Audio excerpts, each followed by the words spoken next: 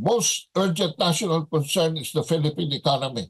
That this government must combat inflation. Nasaan ho attention nila? Nandun sa 5%. Ano ho yung 5%? Yung po yung issue raw ng soberanya, yan yung issue raw ng deterrence of a threat from a foreign country. Wala naman tayong kaaway at ginugugol nila ang buong attention nila doon sa 5% na walang iba kundi ang panghihimasok ng Amerika sa mga internal affairs ng bansang ito. Opo. Yan po, wala na hong sumusunod ng mga subordinates ni Presidente Marcos sa kanya.